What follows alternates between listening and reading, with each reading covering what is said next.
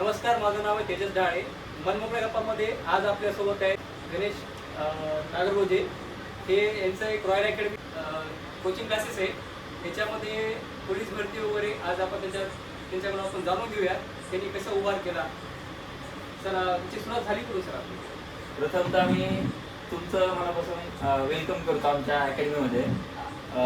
जसं की आज आमचे मित्र तेजस ढाळे सर इथं आलेत आणि त्यांनी आम्हाला आज एक संधी दिली किंवा आपल्या अकॅडमीला आपण थोडंसं एक परिचय करून घेऊयात. तर मी प्रथम आपल्या अकॅडमीचा परिचय देतो. विद्यार्थी मित्रांनो आणि मित्रांनो, आज आपल्या मनमोकळ्या गप्पामध्ये आज आपल्याला योग आलाय की आपल्याला इथं आपल्या प्रशिक्षण केंद्रामध्ये नेमकं चालतंय काय. तर आपल्या प्रशिक्षण केंद्रामध्ये आपण पूर्व पोलीस भरती, पूर्व सैन्य भरती आणि पूर्व स्टाफ सिलेक्शन याच्या 9 पदं असतात. या पदाव्यतिरिक्त आपण आणखी जे डिफेन्सच्या सर्व्हिस असतात त्या सर्व डिफेन्सच्या सर्व्हिसमध्ये आपण त्यांना पूर्व प्रशिक्षण देत असतो. याच्यामध्ये मैदानी असू द्या किंवा तुमच्या लेखी असू द्या किंवा काही मुलांचं जसं PSI डिपार्टमेंट असतात किंवा PSI MPSC मधून झालेले असतात, यांना आपण इंटरव्ह्यू मध्ये पण थोडंसं त्यांना मोटिवेशन किंवा त्यांची प्रॅक्टिस करून इथे घेत असतो. आपल्याकडं शिक्षक वृंद खूप चांगला असतो, म्हणजे त्यांच्याकडे क्वालिफाय आहेत, ज्यांच्या ग्रॅज्युएशन आहेत, पोस्ट ग्रॅज्युएशन आहेत. जसं की त्यांच्यामध्ये आपण एखादे लोक PhD असतात किंवा एखादा विशेष तज्ञ त्या सब्जेक्टमध्ये असतो.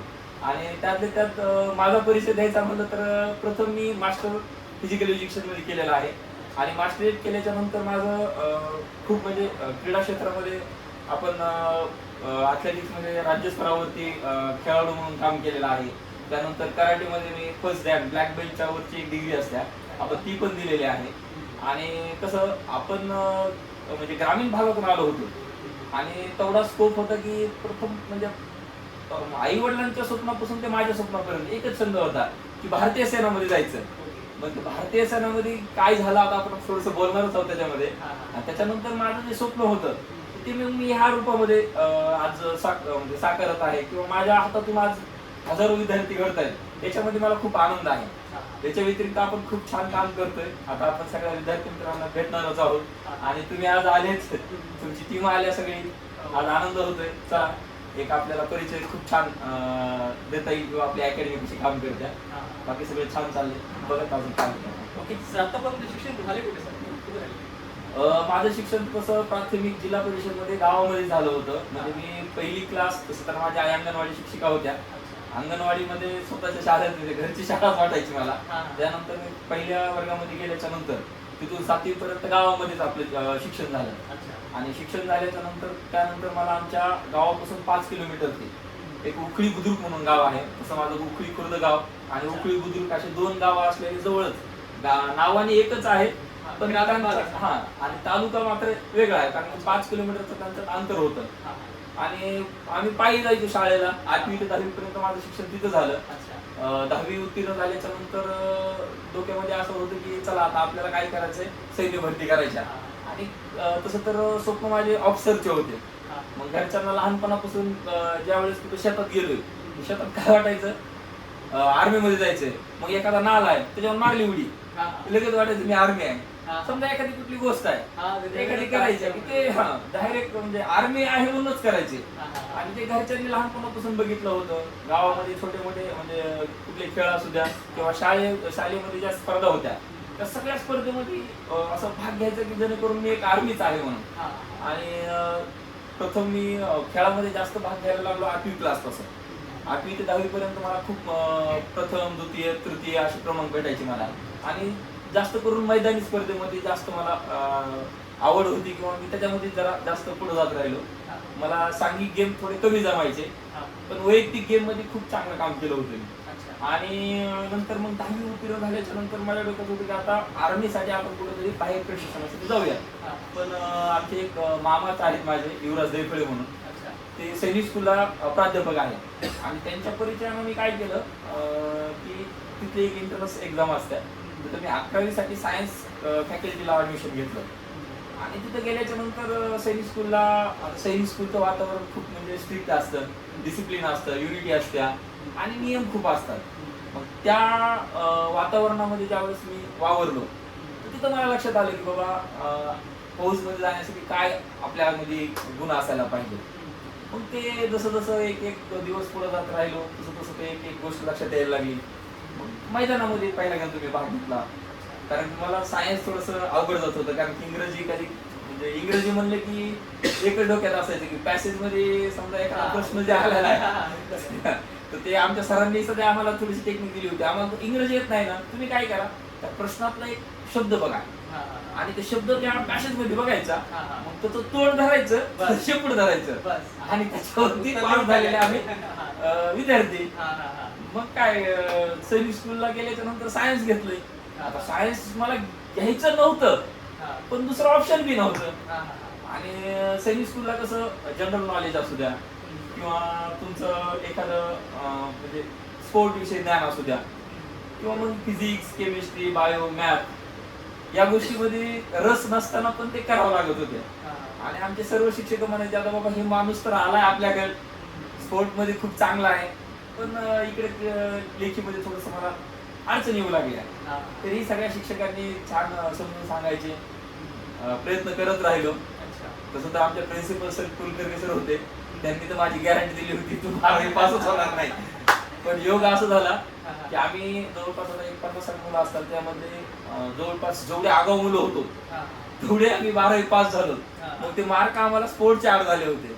म्हणजे विद्यार्थी मित्रांनो तुम्हाला सांगायला म्हणजे सर मला आवडतं तुम्हाला की एक फक्त अभ्यासच हे क्षेत्र नाही, क्रीडा क्षेत्रामध्ये जर आपण समजा काम केलं असेल तर त्याचा आपल्याला म्हणा गुण म्हणा किंवा त्याचा मोबदला म्हणा ते आपल्याला भेटत असतो.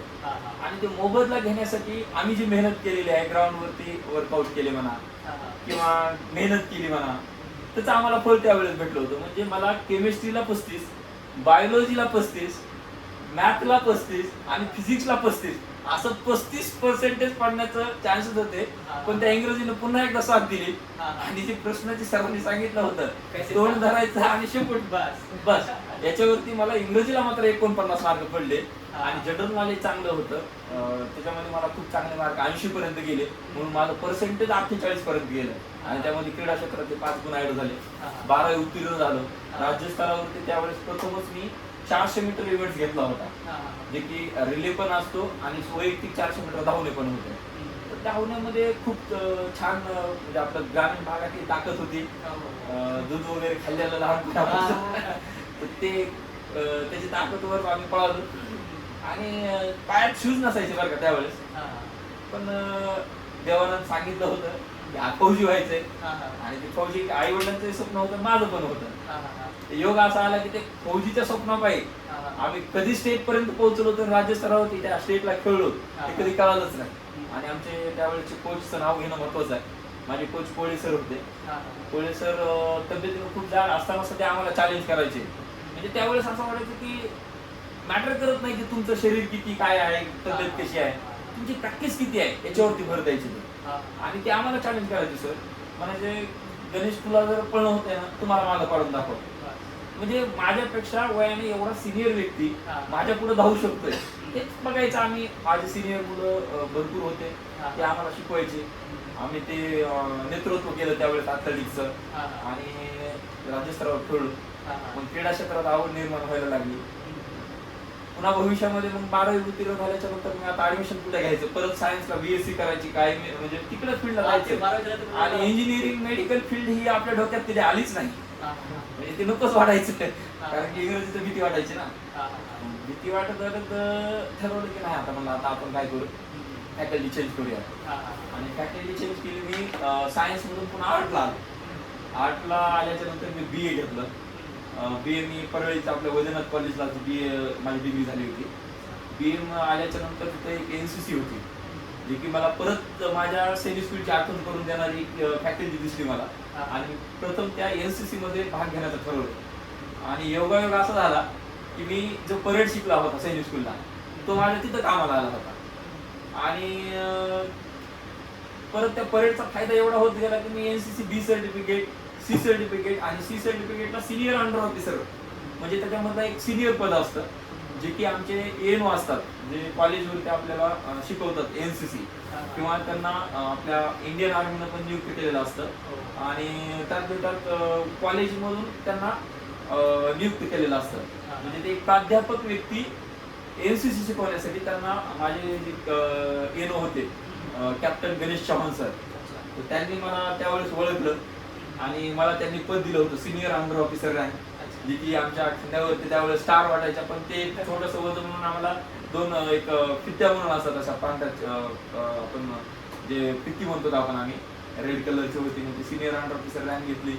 नवल वाटायचं घरच्यांना की एक नेतृत्व करतंय परेडचं. योगायोग असा होता की त्या रनिंगचा किंवा त्या सेव्हिंग स्कूलचा फायदा व्हायला लागला आणि अथलेटिक्सचं जे प्रॅक्टिस केली होती ती आम्ही TSC किंवा आमचे ऑस्टिकलचे असतात एनसीसी मध्ये कॅम्प, तसे मी 13 कॅम्प केले होते एनसीसीचे. जवळपास एक कॅम्प करण्यासाठी 10 ते 15 दिवस आर्मी लोकांसोबत राहावं लागतं. तसे माझे 13 कॅम्प झाले होते, म्हणजे एका वर्षामध्ये मी 13 कॅम्प केलो आणि सगळ्या कॉलेजमध्ये नाव झालं होतं की एक असा मुलगा आहे जो कॉलेजला कमी आणि कॅम्पसला जास्त असतो. आणि आर्मी लोकांसोबत वावरण्यात आलं, त्यांच्यासोबत भरपूर स्वप्न बघितले होते की आज शिपाई नाही तर आपण ऑफिसर होऊन जाऊयात तिथं. आणि योग आला ते भरती द्यायचा, सी सर्टिफिकेट उत्तीर्ण झालो होतो. आणि एक सर एक म्हणजे मुलांना पण सांगायला आवडलं की त्यावेळेस आम्हाला सी सर्टिफिकेटला लेखी परीक्षाच नसते आर्मीमध्ये. म्हणजे जी 100 गुणाची जी लेखी परीक्षा असते ती लेखी परीक्षा आम्हाला पूर्णतः माप असते. म्हणजे तिथं आम्हाला डायरेक्ट 100 पैकी 100 मार्क दिले जातात जे सी सर्टिफिकेट उत्तीर्ण विद्यार्थी आहे. आता तो मी झालो होतो, मग मला फक्त मैदानावरती कसरत करायची होती आणि मैदानाची कसरत तर मी ऑलरेडी मी ते पहिल्यापासून लहानपणापासून स्वप्नच ते बघितले होते. आणि योगायोग असं झालं की मी 1600 मीटर आम्हाला रनिंग असत्या आर्मी भरतीसाठी होण्यासाठी, आणि मी आर्मी भरती गेलो आणि रनिंग पास झालो. माझे मित्र कंपनी, माझा परिवार किंवा माझे शिक्षक वर्ग सगळ्यांनी आम्हाला जल्लोष केला की गणेश आता आर्मी मध्ये जॉईन झाला, तर स्वप्न पूर्ण झालं. पण मेडिकल हे आमचं दुसऱ्या दिवशी असतं, म्हणजे आज ग्राउंड झाले की दुसऱ्या दिवशी मेडिकल असतं. मी मेडिकलला एकदम तंदुरुस्त दिसणारा माणूस, 6 पॅक होती त्यावेळेस, आता लग्न झाल्यामुळे आलाय, पण ठीक आहे असं ते. मेहनत केली बरं का, आणि मेडिकलला उतरलो. मेडिकलला गेल्याच्या नंतर असं सांगितलं होतं की नॉकनीचा पॉईंट देतात, म्हणजे गुडघे एकमेकाला लागले तिथे नॉकनीचा पॉईंट देणार, त्याच्यातून आर्मीचा बाहेर काढणार. म्हणजे आमच्या सिनियर लोकांनी सांगितलेली भीती आम्हाला माहित नसल्यामुळे काय करायचं की चला की माहित नाही ना मला, मग ती लगेच काही उभा राहायचं सावधान मध्ये, म्हणजे ते आम्हाला पाय लागू द्यायचे नव्हते. आणि झालं असं की त्यांनी ते मला जास्तच करलं, म्हणजे ओव्हर ऍक्टिंग झाली तिथं. ती ओव्हर ऍक्टिंग मध्ये मला पहिला त्यांनी पॉईंट दिला तेच नॉकनीचा, मला नव्हता, पण मी काय केलं ते भीती घातली होती मनामध्ये. आणि आजकालची मुलं जे आहेत ना, आता मी आज रोज बघतो, आम्ही आज 100 मुलं रोज बघतो, आता शेकडो विद्यार्थ्यांना बघताना लक्षात येते की मुलांना एक भीती असते. ती भीती त्यावेळेस आमच्या अंगात होती. आम्हाला वाटायचं पॉईंट मेडिकलचं दिलं तर मग आम्ही बाहेर निघूत का. पण एक योग असा आला होता की हे जे आजपर्यंतचा सैनिक स्कूलचा अनुभव, एनसीसीचा अनुभव किंवा त्या आर्मी लोकांसोबत वावरण्यात आल्यामुळे ती भीती माझी थोडी कमी होती. पण ती पॉईंटची वाटायची, पॉईंट पडेल का. मग ते अचानकच असं झालं की त्यांनी मला एक डेमॉन्स्ट्रेशन द्यायला लावलं होतं. त्यांनी म्हणले की तुम्ही एक जंप मारा आणि तुमचे हे गुडघे इथं लागतात का दाखवा. मी कराटेमध्ये ब्लॅक बेल्ट केलं होतं आणि ते फायदा मला असा झाला, मी हे गुडघे माझे पाय कानापर्यंत येऊ लागले. म्हणले इस बंदे को बाहेर निघालो, म्हणजे पुढे उभा केला, म्हणजे एक बार डेमो देणार शकतो. मला सगळ्यांना बघायला लावलं आणि मी डेमो दिला. ते माझे पाय असे वरी लागले की धाड करून आवाज यायचा. पण त्यांनी ते इम्प्रेस झाले माझ्यावर. म्हणले हे बंदा बहुत बढिया आहे म्हणे. तितक्यात माझ्या सगळ्या साईडचे माझ्याच गावात एक मुलगा रनिंग पास झालेला होता, त्यानं सांगितलं सर इसके पास एनसीसी का सर्टिफिकेट है. ये तो बोला उसको तो फिर ये तो ज्वाइन हो गया बोले, इसको तो हम मेडिकल पॉइंट क्लियर करा. देख म्हणलं एक मेडिकल पॉइंट होला, आता इथं लिहिलं होतं के म्हणून नॉकनी असतं ते पॉइंट. माझ्या चेस्ट वर त्यांनी ते रिमूव्ह केलं कपड्यानं आणि म्हणले तुला आता मेडिकल फिट केलं आम्ही. मी तर म्हणलं आता झालं, माझं कल्याणच झालं. कल्याण झालं म्हणून आनंदात होतो. आणि शेवटी कुठेतरी नशिबाने माझी साथ सोडली आणि मला रंग आंधळेपणा, म्हणजे कलर ब्लाइंडनेस हा एक डोळ्याचा पॉईंट असतो, जो अनुवंशिक असतो. म्हणजे आपण जसं की आजचे मुलं मोबाईल वगैरे आपण बघून चष्म्याचे पॉईंट येतो, म्हणजे 6x6 असू द्या, 6x9 असू द्या, तसा एक चार्ट असतो बघा. त्या चार्ट मधला मला ते डिस्टन्स दिसत नव्हता. ते चार्ट डिस्टन्स दिसत नव्हता. डिस्टन्स मध्ये मला त्यांनी पास केलं. थोडस मी पण त्याच्यामध्ये थोडासा दिमाग लावला होता की ती चार्ट मी आधीच पाठ केलेला होता. पण ते रंग आणलेपणा हा मला अनवश्यकच आला होता. म्हणजे आई वडिलांची किंवा माझे आजी आजोबा किंवा माझे जे पूर्वज आहेत त्यांच्यापासून ते अनुवंशिक आल्यामुळं त्यामध्ये मी काहीच करू शकलो नाही आणि देवाला पण देऊ शकलो नाही, कारण की जे मला आई वडील दिले होते तेच माझ्यासाठी देव होते. आणि त्यांच्यापासून जी गोष्ट आली त्यामुळे माझं स्वप्न थोडस दूर झालं आणि कलर विषयामुळे मी आर्मीतून बाहेर निघालो. तसं तर माझं कॉलेजमध्ये बॅनर लावले होते निवड झाली म्हणून. माझ्या सरांना मला म्हणजे सरांचा खूप जवळचा विद्यार्थी होतो मी. सर माझ्यावर खूप ट्रस्ट करायचे आणि सरला वाटलं आता हा रनिंग पास झाला, NCC लेखी परीक्षा होती, त्यांना कधी वाटलंच नाही की ह्याच्यामध्ये कुठे मेडिकलचा एखादा पॉईंट असू शकतो का. आणि ते मला देवानं अनुवंशिक दिल्यामुळं मी तिथून बाहेर आलो. मग माझ्या स्वप्नाला थोडंसं कुठेतरी मी असं हरवल्यासारखं वाटत होतं, पण मी खचलो नाही. म्हणलं मग मला एक ऑप्शन होतं की मी आर्मी नाही तर मी पोलीस मध्ये जाऊ का. मग पोलीसची तयारी करायला लागलो. आणि पहिल्यापासून म्हणलं तसं अभ्यास आपला 35 वर होता आणि पोलीस भरतीला थोडस लिखित परीक्षेला प्राधान्य असतं. म्हणजे अभ्यासिक पण पाहिजे आणि मैदान पण पाहिजे. आता मैदान तर आम्ही गाजवलं होतं, लिखीला अडचण येऊ लागली सर. ते प्रॉब्लेम असा नाही करायचंय म्हणलं. मग मी लातूरला गेलो. लातूर इथं क्लासेस लावले, सोहम क्लासेस म्हणून एक दयानंद सोमवंशी सर, निळकंठ सोमवंशी सर, खूप छान त्यांचं नाव होतं लातूरला त्यावेळेस. त्यांच्याकडे गेलो, म्हणलं सर मला पोलीस भरती करायची. ते म्हणले अरे आम्ही पोलीस भरतीचं क्लासेसच देत नाही, आम्ही MPSC घेतो किंवा त्यावरतीच त्यांच्याकडे DYSP, PSI, STI असे लोक तयारी करायचे. शिक्षण सेवक झालेले त्यावेळेस भरती खूप मोठी झाली होती. जवळपास 2-2.5 हजार लोकांना त्यांनी शिक्षक केलं होतं आणि 400 ते 500 लोक अधिकारी झाले होते. मी सरला म्हणलं सर फिजिकल मी घेतो, तर मला तुमच्याकडूनच लेखीचे क्लास करायचे. त्यांना काय माझ्यात बघितलं माहित नाही, त्यांनी त्यावेळेस पोलीस भरतीची बॅच चालू केली त्यांच्या क्लासवरती आणि ती बॅच माझी पहिली होती. दयानंद सोमवंशी सर हे खूप म्हणजे अभ्यासू, म्हणजे एवढा अभ्यास आहे की त्यांना एक गणित 3 वेळेस 3 प्रकारे सोडू शकत होते. 3 काय 4 त्यांना म्हणजे त्याची लिमिटच नव्हती. गणितामध्ये एकदम नो चॅलेंज. त्या सरांनी आम्हाला गणित शिकवलं. निळकंठ सरांनी GK GS शिकवायचे मला. आणि पहिल्या भरती मी बीड इथं दिली होती. 100 पैकी 100 माझं मैदान आलं होतं त्यावेळेस. आणि लेखीला मात्र मला 57 मार्क आले एवढा अभ्यास करून. पुन्हा परत खचलो आणि मिरिट मध्ये बसलो नाही. मग 2 वर्ष लागले परत मला तयारी करायला. आणि मी त्यावेळेस 80-82 ची लेखी मारली आणि ग्राउंड तर माझं चांगलंच होतं. माझं 2017ला महाराष्ट्र पोलीस मुंबईचं सिलेक्शन झालं. आणि मुंबई सिलेक्शन झाल्याच्या नंतर मी थोडंसं पहिल्या मेरिटमध्ये म्हणजे माझं वेटिंग प्रतीक्षा यादीमध्ये नाव होतं. मला ते राहवलं नाही की मी म्हणलं एवढी तयारी केली आणि परत तिथंच अडकलो का, म्हणून माझा मोबाईल जो होता तो मी तोडून टाकला. आणि माझा प्रकल्पग्रस्त होता, कारण माझी शेती थोडंसं म्हणजे धरणामध्ये गेली होती. त्याच्यामुळे त्या प्रकल्प यादीमध्ये काही लोकांचे फ्रॉड सर्टिफिकेट निघाले आणि ते फ्रॉड निघाल्यामुळं मला संधी भेटली आणि माझं नाव निवड यादीमध्ये आलं. आणि मी ते मोबाईल फोडल्यामुळं ते मेसेज किंवा तो ईमेल माझ्यापर्यंत पोहोचू शकला नाही. आणि तो ज्या वेळेस तुम्हाला अपात्र केलेल्या यादीमध्ये माझ्या एका मित्रानं मला फोन करून सांगितलं गणेश तुझं नाव दिसतंय त्याच्यामध्ये. आणि ती कदाचित मला 2 महिन्यांच्या नंतर समजलं होतं. मला वाईट वाटलं, माझं सिलेक्शन झाले मला माहितच नाही. मग मी भरपूर प्रयत्न केले, कमिशनर पर्यंत गेलो, आपले धनंजय मुंडे होते त्यांच्यापर्यंत पोहोचलो होतो किंवा सर मला मदत करा. तर तिथे कमिशनर म्हणले ज्यावेळेस ती निवड यादी झाली होती तुम्ही इथे पोहोचले नाही, अपात्र केलं तुम्हाला, त्याच्यानंतर तुमच्या पाठीमागच्या मुलाला घेतला आम्ही आणि तो आता प्रशिक्षणासाठी आहे, मग त्याला आपण बाहेर कसं काढू शकतो. मग त्यांनी माझी समजूत काढली, म्हणजे आता तू पुढच्या वेळेस ये, आम्ही तुला ठोगू. ते त्यावेळेस मला ते MSF चे मॅसेज आले किंवा तुम्ही MSF मध्ये जॉईन व्हा. मुंबईला लागलो होतो. मुंबईच्या प्रतीक्षा यादीमध्ये किंवा 1-2 मार्कांना जे विद्यार्थी गेलेले असतात त्यांना ते MSF मध्ये चान्स असतात थोडेसे. पुन्हा परत ते स्वप्न हरवले, पुन्हा वाटलं आता काय करायचं. मग पुन्हा गडचिरोली पकडली मी. मग आता इथं पोलीस नाही ना, गडचिरोलीला जातो. आणि गडचिरोलीमध्ये गोंडी भाषा शिकायची होती. आता मी इथं इंग्रजी मला लहानपणापासून शिकवली नाही, सगळ्या शिक्षण शिकवली पण मला जमली नाही. आता मी गोंडी भाषा शिकायला निघालो तिकडे. आणि तिथे गेल्याच्या नंतर पहिलं मला वाटलं आता तिथं पण कसं होतं की ती गोंडी भाषा येते का नाही मला. तिथं एक एम अकॅडमी होती, मी ते एम अकॅडमी जॉईन केली होती. पहिल्यांदाच कुठेतरी प्रायव्हेट कोचिंग क्लासला गेलो होतो मी. म्हणजे इथं लातूरला तरी केले पण तिथं गडचिरोलीत पण गेलो होतो. आणि तिथं बघितल्याच्या नंतर माझ्या लक्षात असं आलं की आपल्या इकडचीच मुलं तिथे जास्त लागतात. याचं कारण असं होतं की तिथल्या मुलांना गणित, मराठी भाषा हे म्हणजे एकदम बेसिक लेवलचं आहे आणि ते पण त्याच्यात नॉलेज करणार नाही. म्हणजे असं कदाचित काही मुलं हुशार असतील पण तिथं प्रथम येणारा मुलगा हा आपल्या मराठवाड्याचा असायचा.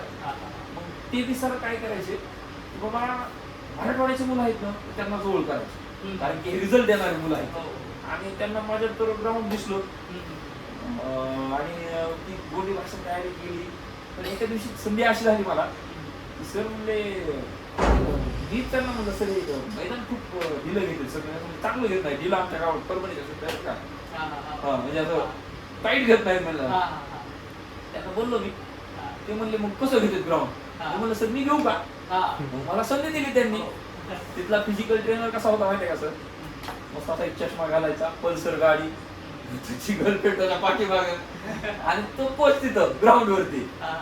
मला हे बघून सगळं थोडस नवलच वाटलं. म्हणलं यार हे असं कसं असू शकतंय. मग मी सरला म्हणलं सर मला एक संधी द्या म्हणलं आणि तुमचे काय 10-20 मुलं आहेत ते माझ्या पुढे उभं करा. सरांनी सांगितलं म्हणजे हे खूप चांगलं आहे म्हणजे बघा म्हणजे ह्याला. पहिल्या दिवशी एक 30 मुलं आले होते माझ्या पहिल्या दिवशी. 30 मुलांना मी प्रशिक्षण दिल्याच्या नंतर दुसऱ्या दिवशी सकाळी ऑफिसला कमीत कमी 70 ते 80 मुलगा जमा झाला होता. सर म्हणे तेच शिक्षक आम्हाला कोच पाहिजे. आणि योग परत चांगली संधी आली मला आणि मी कोच म्हणून तिथं काम केलं गडचिरोलीला. आणि तिथं जवळपास 7 ते 8 क्लासेस होते सर. जवळपास तिथले 200 ऍडमिशन मी तिकडून इकडे वळले. आणि हा जवळपास 150 मुली 250 पर्यंत मुलगा मी एकटाच कोचिंग करायचो. एवढे मुलं वाढले त्या अकॅडमीचे फिजिकलला आणि माझं एवढं नाव छान झालं. मग ते सर पण मला त्यावेळेस मी शिकायला जाणार विद्यार्थी मला 20,000 रुपये पगार द्यायचे. मग माझे गावाकडचे आलेले सगळे मित्र कंपनी आले छान खूप वावरलं होतं. मग ते आम्हाला सगळ्यांची ओळख झाली. मग एक सगळेजण सर सर म्हणायला लागले. तिची एक आवड असते पण कदाचित प्रॅक्टिस घेण्याच्या टाइमच भेटला नाही की मी स्वतःला टाइम देऊ. गोंडी भाषा शिकली, इकडं मराठी आणि गणित तर असं होतं की ते बेसिक लेवलचं होतं म्हणलं ना. ते मला एकही मार्ग चुकला नाही माझा. आणि गोंडी भाषेचे काही प्रश्न बरोबर आले तर माझं 171 टोटल आलं होतं 200 पैकी सर. आणि मी ते तिथं पण फर्स्ट वेटिंगला पडलं. मला आता काय गडचिरोली पण कोणी स्वतः येणार नाही. तिथून मी परत गडचिरोली इकडे आलो. पुन्हा मग वाट बघत होतो की वेटिंग येईल, नाव येईल, प्रयत्न करत राहिलो. पण बॅड लक झालं की ते गडचिरोलीचे मुलांना प्राधान्य देण्यात आलं. मराठवाड्याचे किंवा अदर महाराष्ट्रातले कुठल्याच जिल्ह्याचे मुलं तिथं भरती देऊ शकणार नाहीत असं जे शासनाने दिला. म्हणजे गडचिरोलीतल्या लोकांचा किंवा तिथल्या जे आदिवासी लोक आहेत त्यांचाच विकास व्हावा म्हणून त्यांनी तिथल्याच लोकांना संधी दिली. म्हणजे तिथल्या जवळपास जे आदिवासी भागात जे जिल्हे येतात त्या जिल्ह्यांना त्यांनी प्राधान्य दिलं आणि आपल्या इकडचे पूर्ण जिल्ह्यांना त्यांनी बंदी केली किंवा इथे हे मुलं येऊ शकणार नाही. ज्यांच्याकडे आदिवासी सर्टिफिकेट आहे किंवा त्यांच्याकडे रहिवासी गडचिरोली आहे अशा लोकांना प्राधान्य दिलं. मग मी परत तिथून महाराष्ट्रामध्ये आपल्या मराठवाड्यात एंट्री केली. आता ठरवलं की करायचं काय. मग मी पुणे इथं काही 2 वर्ष कोचिंग केली फिजिकल ट्रेनर म्हणून. चांगलं तिथं नाव झालं होतं पुण्याला. नाव केलं तिथं पण चांगलं झालं. मग 2020 मध्ये थोडंसं डोक्यात असं होतं की काय करायचं. पण एवढं मला म्हणजे फोन यायचे की सर तुम्ही फिजिकल खूप छान घेताय. मग हे अस्तित्व उभं केलं मी. त्यावेळेस royal academy of defence Gangakhed म्हणून मी 19 सप्टेंबर 2020 रोजी इथं फिजिकल अकॅडमी म्हणून फर्स्ट स्टार्ट केली. त्याच्यानंतर माझा वाढदिवस असतो बरं का 19 तारखेला आणि मला त्याच्यामुळे ती तारीख लक्षात आहे. आणि नंतर मग सगळ्यांनी इथं पण प्रतिसाद चांगला भेटला. आज मला म्हणजे अभिमान वाटत की माझे ज्यावेळेचे पहिले 5 विद्यार्थी आहेत ते 5ला 5 आज पोलीस डिपार्टमेंट मध्ये जॉईन आहेत. पहिले 5. मग ती मला आवड होती. मग म्हणलं आता आपले एवढं मुलं आपल्याला प्रतिसाद द्यायले. आज मुलांची संख्या 5ची 20 गेली, 20ची 30 गेली. मग डोक्यात आलं की आपण एक रहिवासी अकॅडमी नाही का करू शकणार. मग आम्ही ठरवलं की 2021 मध्ये 1 जानेवारीला माझी ओपनिंग आहे. मी 1 जानेवारीला रॉयल अकॅडमी ऑफ डिफेन्स नावाची एक संस्था ओपन केली. म्हणजे त्या संस्थेला मी आधी पहिलं नेताजी सुभाषचंद्र बोस सेवाभावी संस्था युपी खुर्द इथं ऑफिस आहे त्याच्या अंतर्गत हे सगळं चालू होतं आपण प्रशिक्षण संस्था. आणि आज ह्याचं रोपटं एवढं छान झालंय. इथे शेकडो विद्यार्थी प्रशिक्षण घेतात आता मी ज्यावेळेस बॅचलर होतो त्यावेळेस मुलींना प्रशिक्षण नव्हतं देत. हा. बाहेरून येणाऱ्या मुली यायच्या काही, पण त्यावेळेस बॅचलर होतो, वाटायचं कोणी आपल्या नावाला कलंक लावू नये. हो, हो. त्यामुळे थोडस म्हणजे भीती असते त्यावेळेस बॅचलर असल्यामुळे कदाचित मनामध्ये थोडस आपल्या बी यायचं की आपल्याला ती झेपल का, मुलींचं ट्रेनिंग कधी मुली रहिवाशी होईल कसं म्हणजे जमत नसतंय. आपण ग्रामीण भागात ठेवत आपल्याला ह्या गोष्टीवर थोडस हे असतं, बंधन असतं. मग माझं 23 मध्ये लग्न झालं आणि मी आता हे परत तिथलं स्थलांतर इकडे केलं अकॅडमीला. म्हणजे पहिली माझी जी इसाद रोड कासरवाडी पाटीलला जी अकॅडमी होती त्याचं स्थलांतर आता मी परळी रोडला केलं. आणि आता इथं मुलींना पण रहिवाशी आणि मुलांना पण रहिवाशी एकदम स्वतंत्र व्यवस्था केली. मी फॅमिली घेऊन इथं राहतो आता. आणि आज बघताय तुम्ही की छान इथं एक झाड लावले मी, रिझल्ट चांगले आले. जवळपास आता हजारो विद्यार्थी माझ्या हाताकडून प्रशिक्षण घेऊन आज सैन्य म्हणा, पोलीस भरती म्हणा किंवा स्टाफ सिलेक्शनच्या ज्या 9 फोर्सेस आहेत किंवा टीए पॅरा म्हणा किंवा टीए जे आहेत म्हणजे टेरिटोरियल आर्मी म्हणतो आम्ही किंवा प्रादेशिक सेना म्हणतो, अशा जागेवरती ते जॉईन होत राहिले. 1-2 मुलं PSI पर्यंत गेले. त्याचं नवल वाटते की आपण आज करत राहिलो. त्याच्यामध्ये एक थोडंसं सांगायचं राहिलं, मी बारामती इथे विद्याप्रतिष्ठान म्हणजे महाराष्ट्रामध्ये नामांकित संस्था आहे, तिथं मी 2.5 वर्ष शिक्षक म्हणून काम केलं. एक्सपोर्ट टीचर आणि केअरटेकर ऑफिसर म्हणून. ते पण एक 2.5 वर्षाचा अनुभव होता माझा. ह्या अकॅडमी चालू केल्याच्या नंतरच मध्ये गेलो होतो, जॉईन झालो होतो मी. मला थोडंसं NCC स्वप्न करायचं होतं की मला वर्दी घ्यायची होती. परत माझा एक मित्र होता मानी कुकडे म्हणून, त्यानं थोडंसं साथ सोडली. तो तुझं निधन झालं. तुझं निधन झाल्यामुळे मला परत मग बारामती सोडून अकॅडमीला यावं लागलं. आणि आज आपली अकॅडमी खूप छान चालते आणि आज तुम्ही पण आला, छान वाटतंय. आज सरांची अकॅडमी खूप गाजलेली असल्यामुळे आज आम्ही सरांच्या स्टुडिओला आम्ही भेट दिलेली आहे. सरांची ऑफिस खूप चांगल्या पद्धतीने केलेली आहे. तर अजूनही सर मला प्रश्न विचारत होता, जेव्हा तुम्हाला सुरुवात करायची होती त्या टाइमला तुमच्या मनात कुठली भीती किंवा कुठं असं वाटलं तुम्हाला मी करू शकेल किंवा नाही शकेल? सर कसं आहे सांगू तुम्हाला, आपण ग्रामीण भागातले म्हणजे ग्रामीण भागातला हे का शब्द वापरतोय की आपल्याकडं म्हणजे जे पूर्वजाकडून भेटलेलं असते संपत्ती. म्हणजे मी एक भटक्या जातीमधून NT मधून येतो आणि कुठेतरी माझे पूर्वज सध्या बाहेरच्या राज्यातून इथं स्थलांतर झाले, त्यांनी इथं घर बांधले, इथं ते इथे स्थलांतर केल्याच्या नंतर त्यांनी इथं शेती वगैरे घेतली. म्हणजे एवढं माझं बॅकग्राऊंड नव्हतं चांगलं की आपण एवढी इन्व्हेस्टमेंट करू आणि ते एवढं मोठं अकॅडमी टाकण्यासाठी आपल्याकडे पैसे नव्हते. मग आपल्याकडे जे काय पुंजी होती, पैसे होते ते एकदाच गुंतवायचे. अकॅडमी जर नाही चालली तर ही भीती होती. पण कधी कधी वाटायचं मी गडचिरोलीला गेलो, पुण्याला गेलो, बारामतीला गेलोय, म्हणजे अशा जागेवरती शिक्षण म्हणजे प्रशिक्षण घेतल्याच्या नंतर मला प्रतिसाद भेटला होता. पैशापासून मी शिकले. म्हणजे भरपूर जागेवरती गेल्याच्या नंतर मला पूर्ण म्हणायचे हा सर खूप छान ग्राउंड घेतली. ती भीती काढण्यासाठी तो मला प्लस पॉईंट झाला माझा. आणि मग मी ठरवलं की आता अकॅडमी टाकायचीच, आता सोडायचं नाही. अकॅडमी टाकली. पहिल्या 3 महिने फक्त 2च मुलं होती माझ्याकडे. 2 मुलं कशी मिळायची तुम्हाला?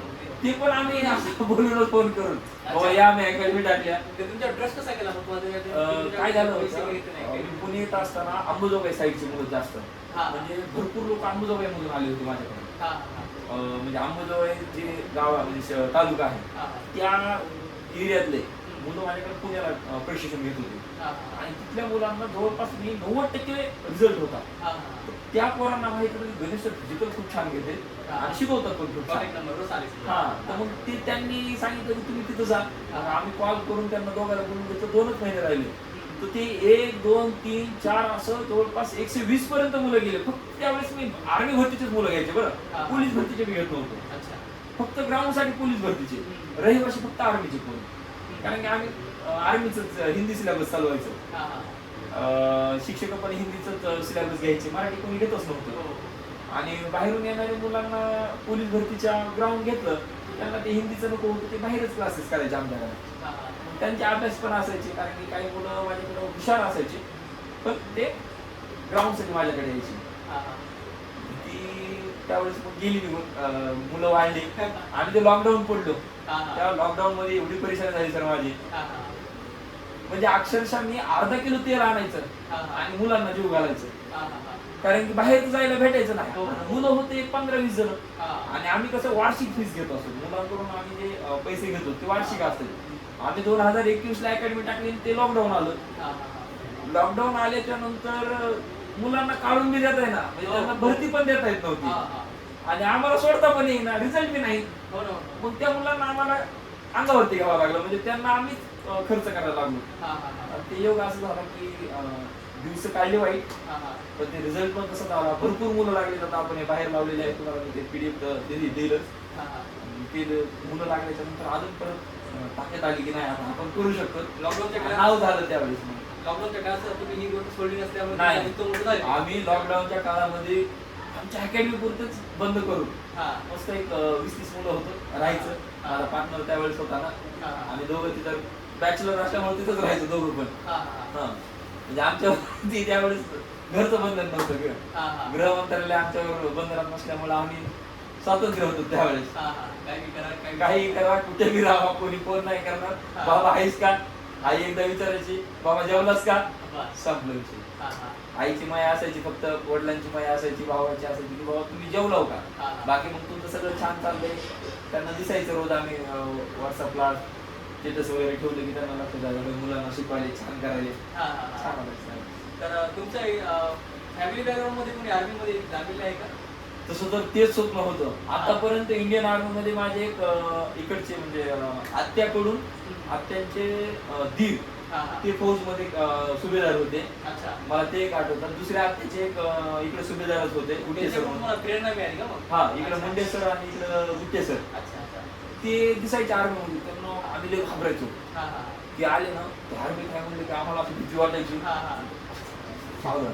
हा, हा. आणि ते बी आले का, ए असं काय थांबलाय, सरळ बस की. हा, हा. असंच म्हणजे त्यांचं ते रुबाबच वेगळा होता बरं का. हो, हो. त्या आर्मीत आपल्याला स्वप्नच होतं ना आर्मीत जायचं. हा, हा. त्याच्यामुळे वाटायचं. हम्म, हम्म. पण कधी पण वाटायचं. आणि खरं सांगा, ऑफिसर्स निवडायचं होतं मला, हा, हा. पण कुठंतरी आपणच कमी पडलो म्हणायचं, हम्म. त्यामुळे भेटलं नाही. पण प्रयत्न केल्याच्या नंतर काहीही भेटू शकतं, हो, हो. हे मात्र लक्षात आलं. हा. तुमच्या अकॅडमी मध्ये सगळे किती जण लागले सगळे? आता माझ्या हाताखालचं प्रशिक्षण जर म्हणलं तर 1000+ मुलं आतापर्यंत भरती झालेली आहेत. प्रशिक्षण. आणि माझ्याकडे ते आता मी काय केलं होते, अकॅडमीचं ज्यावेळेस इकडे स्थलांतर केलं हा. त्यावेळेस मुलांना माझ्या जे जॉबला लागले अशा मुलांना कॉल केले होते. हा. तर मला 250 ते 300 हम्म. असे मुलं भेटले हम्म. जे की मला वर्दीवर आज व्हिडिओ कॉल करतात. क्या वाटतं? माझ्या ग्रुपला ऍड आहेत. हा. म्हणजे जे वर्दीवरती आहेत त्यांचे स्वप्न पूर्ण झाले. आणि ज्यावेळेस मी पुणे असू द्या किंवा गडचिरोली, ज्यावेळेस मी गडचिरोलीला प्रशिक्षण घेत होतो, आता त्याच्यामध्ये माझा थोडा खारीचा वाटाच आहे, कारण मी मैदान घेत होतो. आता मैदानी प्रशिक्षण मी घेतल्यामुळे तिथले एकाच वर्षी 57 मुलं लागली होती महाराष्ट्र पोलीसला. क्या वाटतं? मग 57 मुलांमध्ये माझं एक बाजू लेखीची होती हो. आणि एक बाजू मैदानाची होती. मग ते 57 मुलं जे होते त्या एम अकॅडमीचे किंवा बाहेरचे दुसरे अकॅडमीचे मुलं जे येत होते, ती जे लागले त्याच्यामध्ये माझा जेवढे मुलं होते मध्ये माझा वाटा असणारच आहे. हो, हो. तसे जर विद्यार्थी झाले तर 1000+ असू शकतात, हा. पण कमी नसणार आहे. एवढा आपण म्हणजे ह्याच्यामध्ये मला कधी कधी एवढा अभिमान वाटतो किंवा माझ्या घरच्यांना अभिमान वाटतो किंवा माझे मित्र पण म्हणतात, गणेश तू नोकरी नाही लागलास ना, हो. ह्याच्यामध्ये आम्हाला जास्त आनंद आहे. कारण की तू एवढे मुलं घडू शकला नसतास. हो. आज हे अस्तित्व जे उभा राहिले हे राहिलंच नसतं. कारण की एक ऑफिसर जेव्हा असतो, 1-2 आतंकवादी पाकिस्तानी सगळे बाहेरचे 2-3 मारून आलो असतो, पण हे आनंद भेटला नसता. हा. बरं, अजून कसं मला एक विचारायचं होतं असं, आता काही विद्यार्थी 10वी झाल्याच्या नंतर काय करतात की त्यांना काय करावं हे वेळच लागत नाही. खूप असे विद्यार्थी आहेत, ते कोणी म्हणते मी पोलीस भरती करू का, कोणी म्हणते मी मिलिटरीमध्ये जाऊ का, कोणी म्हणते मी बँक क्षेत्रात निवडू का, कोणी म्हणते मी इंजिनिअरिंग निवडू का, कोणी म्हणते पॉलिटेक्निक निवडू का. त्यांचं ते स्वतःचं भविष्य कसं घडवायचंय ते त्यांना त्याच्यात नसते. कोणी काय म्हणते माझ्या घरच्याचं, मला माझे घरचे नको म्हणाले किंवा माझ्या घरचे ते नको म्हणाले, माझ्या घरच्याचं मला असं म्हणतात की बाबा आर्मीमध्ये नको आहे किंवा माझ्या घरचे डॉक्टर्स हो म्हणतात, असं असं कोणी कोणी म्हणतात. तर त्या विद्यार्थ्यांना त्याच्या घरच्याला तुम्ही काय म्हणणार सर? बघा, मी आता माझ्याकडे ज्या वेळेस एखादं प्रवेशसाठी एखादा व्यक्ती येतो, हा. आता माझ्याकडे 10वी उत्तीर्ण झालेली मुलं, जसं की मलाच प्रश्न होता हा, हा. की मी लहानपणापासून एक स्वप्न बघितलं होतं हा. की मला आर्मीमध्ये जायचंय. हा. तसं प्रत्येक व्यक्तीचं स्वप्न काय हा. की मला काहीतरी बनायचंय. हा. मग त्या मुलावरती तुम्ही काहीतरी थोडंसं अधिकार गाजवता किंवा त्याच्यावरती तुम्ही म्हणता नाही नाही तुला डॉक्टरच व्हायचंय. हा. आणि माझ्यासारखा एखादा जरी इंग्रजी विषयामध्ये कच्चा असू शकतो हा. किंवा एखादा गणित विषयामध्ये कच्चा असू शकतो. आता गणित विषय जर एखाद्याचा कच्चा असेल तर त्याला इंजिनिअरिंग साईडला पाठवून काय फायदा आहे? बरोबर. किंवा एखाद्याला सायन्स फॅकल्टी चांगली जमत नाही त्याला मेडिकल साईडला पाठवून काय फायदा आहे? बरोबर. म्हणजे कदाचित असं पण होऊ शकतं, असे काही महाराष्ट्रामध्ये काही व्यक्ती आहेत जे 10वीला नापास झाले पण ते क्लास 1 अधिकारी आहेत. बरोबर. मी ह्या मताचा आहे, पॉझिटिव्ह थिंकिंगचा, केल्यानं काही होतंय. बरोबर. पण पहिलं तुम्ही विचारा त्याला की बाबा तुला काय करायचं, आणि जर त्याची इच्छा असेल की मला डॉक्टर जायचं, साईडला जायचं, म्हणजे डॉक्टर फील्डला जायचंय, इंजिनिअरिंग फील्डला जायचंय, नाही मला इकडं अजून एखादी फील्ड, मला बँकिंग साईडला जायचंय, किंवा मला ते नको आहे, मला शिक्षक व्हायचंय, एखादे स्वप्न असू शकतात ना. एखाद्याला वाटतं की मला हे नकोच भानगडी असल्या, मस्त आपल्या टेबलवर बसायचं, लिपिक म्हणून काम करायचं असू शकतं. कोणी वकिलाची, म्हणजे त्याला बोलण्याची जास्त आवड असू शकते, वकील होऊ शकते. म्हणजे महाराष्ट्रामध्ये क्लास 3 आणि क्लास 4च्या एवढ्या नोकऱ्या आहेत. पण आता हे कंत्राटी बेस आल्यामुळे लोकांना थोडस भीती वाटते की ही नोकरी करू का नको, किंवा ही नोकरी कंत्राटी बेस आहे का, याला भविष्य आहे का. आता सध्याला काय झालंय, पोलीस भरतीच्याच मागे का लोक लागले, कारण की पोलीस मध्ये एक कोणाचं स्वप्न असते की वर्दीमध्ये असल्याच्या नंतर 4 लोकांमध्ये आपल्याला किंमत आहे.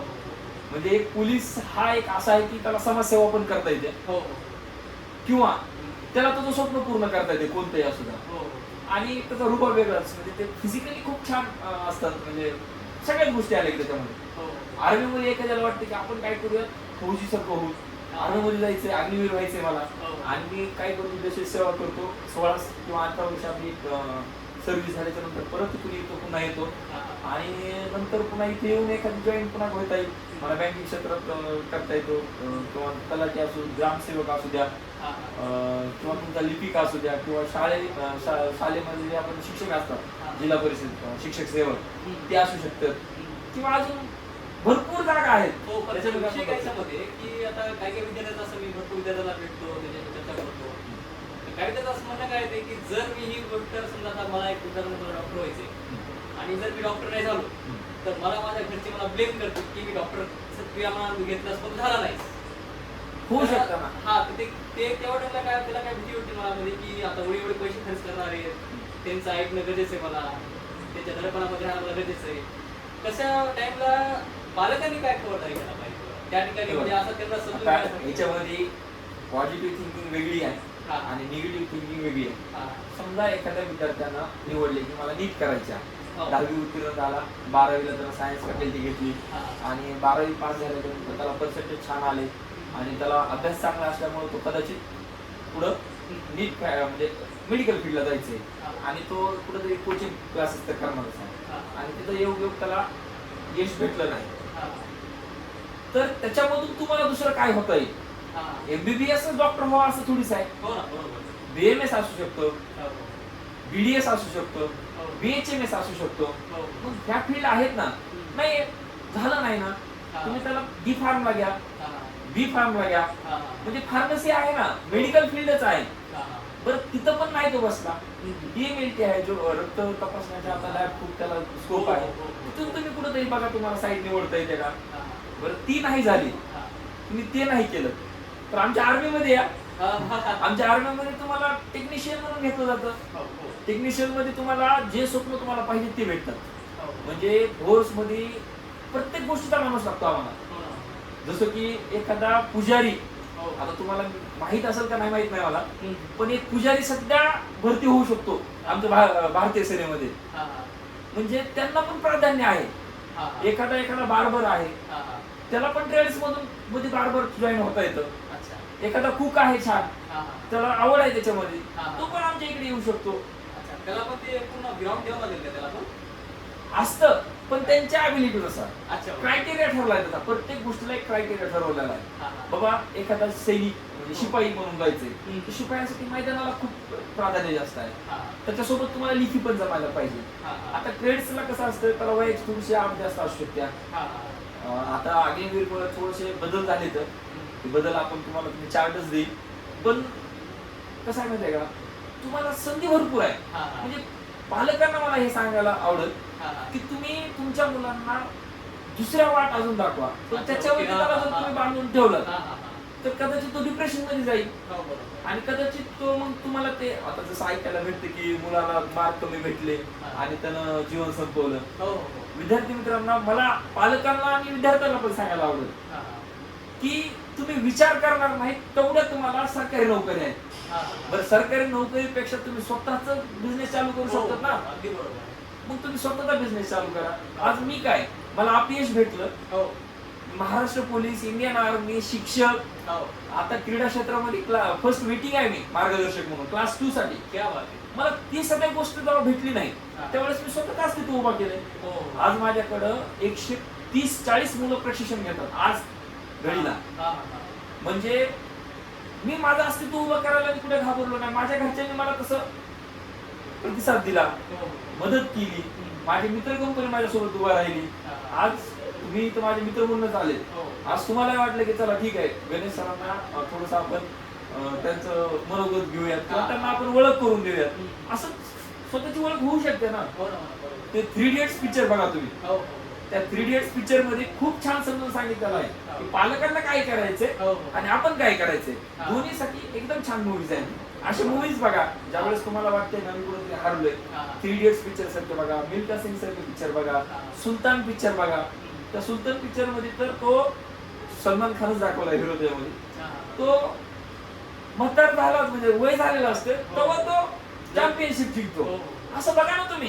बरोबर. ज्यावेळेस म्हणजे काय केलेलं आहे आपल्याला काही गोष्टी पिक्चर मधून म्हणजे ज्यावेळेस आपल्याला दिसतात ना समोर त्यावेळेस लक्षात येतात. तर पॅरेंट्सला एक विनंती राहील की तुमच्या मुलाला तुम्ही तुमचं कामच आहे.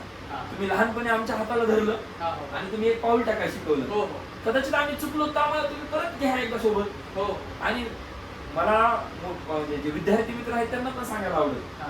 सर, मुलांना पण जिम्मेदारी आहे हो. की आपल्या आई वडील काय करतात, हो. कुठून पैसे भरतायत. हा. तुमच्या घरी प्रॉपर्टी असू शकत्या, एखादा पॉलिटिशियन असू द्या किंवा एखादा चांगल्या घरून रिच असला ना तर त्या व्यक्तीला काय वाटणार नाही सर. पण आज आपण आमची आई 300 रुपये रोजानं कामाला जाते, हो, अगदी. माझे वडील 500 रुपये रोजानं कामाला जातात. तर मग अशा व्यक्तींना किंवा अशा पाल्यांना गरज आहे आजची पिढीमध्ये. त्यांना म्हणजे मेहनत तर करावंच लागेल. हो. कारण की तुम्हाला तुमचंच नाही तर तुमच्या पूर्ण कुटुंबाची जिम्मेदारी येणार आहे. हो. उद्या तुमचं फॅमिली येणार आहे, तुमचे लेकरं येणार आहेत, हो. उद्या तुमचा भाऊ छोटा असू शकतो. हो. त्यांची जिम्मेदारी तुमच्यावर आहे ना. बरोबर. मग तुम्ही आताच जर समजा निवांत झाले तर हो. उद्याचं भविष्य काय बरोबर. असं असतं. हा, बरं अजून एक सर मला एक विचार जातो एक. आता काही विद्यार्थ्यांच्या मनामध्ये कसं असतं की माझा मित्र लागला आणि मी लागलो नाही. मग ते काय करतो, तो कोणते तुला शेजारी पाजारी म्हणजे अरे तू लागला नाही. कोणी पाहुणा म्हणतो अरे किती वर्ष करतो तू अजून, बस झाले की आता लाग कामाला झाला कर लग्न. आणि काही वेळेस कसं होते आता की असं फ्रस्ट्रेशन मध्ये काही विद्यार्थी जाते. तर त्या टाइमला काय होते काही विद्यार्थी म्हणजे निगेटिव्ह विचार करते त्या टाइमला. म्हणजे मी अपयशीच आहे, मी पॉझिटिव्ह नाही, मी लागू शकत नाही किंवा माझ्या मनामध्ये आता बस झाला आता हे काम करायचं वगैरे किंवा एक आता मी कुठल्या प्रकारची भरती किंवा कुठल्या प्रकारची एक्झाम द्यायला नाही. आता फक्त वडिलांच्या बाजूला मी बसून काहीतरी व्यवसाय करेल किंवा मग काहीतरी मी एखादं छोटा मोठा गाडा चालवेल किंवा मग शेती करेल मी काहीतरी. असं काही काही विद्यार्थी विचार करतात. काही विद्यार्थी असा पण विचार करतात की आता माझं सगळं संपलं जीवन, आता मला काही राहिलं नाही जीवनामध्ये, माझे आता सगळं अपयशच आहे, मी आता पण अपयशी चालवलो आहे सध्या, की माझे घरचे म्हणते की आता लग्न कर किंवा मी अशा गोष्टी खूप घडतात विद्यार्थ्यासोबत. तर त्या विद्यार्थ्याला तुम्ही काय करता, त्या विद्यार्थ्याला तुम्ही काय सांगणार? बघा आता भरत आंबेले नावाची एक व्यक्ती होती. हा हा. त्याचा मी ते इंटरव्ह्यू बघितला होता. हा हा. त्यांची स्टोरी ऐकण्यासारखी आहे. हा. 2 मिनिटं सांगता आली तर सांगतो हो किंवा मग थोडंसं बघा मी तुम्हाला 2 मिनिटं सांगतो. हो. आता त्यांनी त्यांच्या भाषेमध्ये खूप छान सांगितली होती. हो. पण ती व्यक्ती 10वी नापास झालेली व्यक्ती हम्म. आज भरत आंबेले म्हणून, हा, हा. ती व्यक्ती आज IAS अधिकारी आहे. हो. पण ते IAS अधिकारी असताना ते ज्यावेळेस पुण्याला गेले त्यांना सांगितलं की तू पोलीस होय म्हणून. हा, हा. पोलीस भरतीची तयारी करायला पुण्याला गेले. पोलीस भरतीची तयारी करतच त्यांना एक असे मित्र भेटले. पोलीसची तयारी कशाला करतोय, हा. तू PSI तयारी कर की. हा. त्याला असं टोमणं मारायचे म्हणजे त्याचा अभ्यास कमी असल्यामुळे. 10वी नापास होता ना. हम्म. पण 10वी नापास झाल्याच्या नंतर ते 12वी पास झाले. 12वी पास झाल्याच्या नंतर भरती द्यायच्या आधी त्यांनी विचार केला की आपण एक PSI ची परीक्षा देऊतच, मनाची होती ती बिले माणूस तसे माणसं कसं असतात, आपण कसं घेतोय, पॉझिटिव्ह घेतोय की निगेटिव्ह हो. घेतोय याच्यावरती अवलंबून आहे, बरोबर. हा, हा. मग पॉझिटिव्ह घेतलं त्यांनी आणि ते म्हणजे आता मला पीएसआय तयारी करायची हा. आणि त्यांनी पीएसआय तयारी करत करत करत त्यांना ते यश, मला वाटतं प्रीएम काय ते निघाली होती पहिली त्यांची. अच्छा. आणि प्रीएम निघाल्याच्या नंतर त्यांनी गावाकडे फोन करून सांगितलं पीएसआय पहिली परीक्षा पास झाली. क्या बात आहे. पहिली परीक्षा पास झाल्यानंतर मग ती त्यांना पुढचं माहित नव्हतं वाटतं, किंवा माहित असेल हा. की त्यांना मेन्स द्यायची होती हा. आणि ते मेन्स मध्ये कदाचित ते पाठीमागे आले. हा. गावाकडच्या लोकांनी फोन लावून सुरू केले, हा. काय मग पीएसआय साहेब गावाकडे कधी यायचंय. हा, हा, हा. मग आता हे लांब प्री निघाली होती, हो. मेन्सला थोडस अडचण आली असं. हो, हो. मग त्यांना ते वडिलांचाही फोन आला होता, तू पीएसआय झाला म्हणून गावाकडे फौजदार, म्हणजे आता त्यावेळेस फौजदार म्हणायचे त्यावेळेस, हो, हो. आता ते फौजदार झाला असला नाही म्हणा, फौजदार नाही, थोडस अडचण आली, दुसऱ्या परीक्षेत थोडस माघार घेतली, म्हणजे मला अपयश भेटले. परत त्यांनी तयारी सुरू केली ग्रॅज्युएशन करून, मला वाटतं हा, हा. प्री काढली, मेसला पण क्वालिफाय झाले. हा. मग परत बापाला फोन करून सांगितलं हा. मी फौजदार झालोय बाबा. हा, हा, हा. पुन्हा नंतर त्यांना माहित होतं का माहित नाही, मला कन्फर्म नाही सांगता येणार मला, पण त्यावेळेस ते इंटरव्ह्यूला काहीतरी क्वालिफाय झाले नव्हते. म्हणजे इंटरव्ह्यू त्यांच्या पुढचं एक राहिलं होतं. हा, हा. पुन्हा गावाकडच्या म्हणजे आता हे एवढं झाले, म्हणजे गावात तिकडे पुण्यात बसले, फोन करून सांगायला मी फौजदार झालो, कुठे काय झालं, त्याला 10वी निघाली नव्हती त्या व्यक्तीला, हा, हा. असं म्हणून त्याची ते मजा घ्यायचे. कधी कधी त्याला फोन लावून म्हणायचे म्हणायच ना, हा. म्हणजे त्याला त्यांनी सांगितलंय मला, अक्षरशः लोक येडं म्हणायचे. हा, हा, हा. मग ते कदाचित त्यांच्या वडिलांनी पण त्याला इतके दिवस पुण्यात राहिला, खर्च करायला ये गावाकडे, हा. ते गावाकडे गेले काही दिवस, हा. सारखं शेजारी पाजारी. मग फौजदार साहेब कधी आला गावाकडे, हा, हा. ते काहीतरी गावाकडे शेताकडे जाताना एकतर म्हणलं फौजदार साहेब नांगर हाणा निघाले. हा.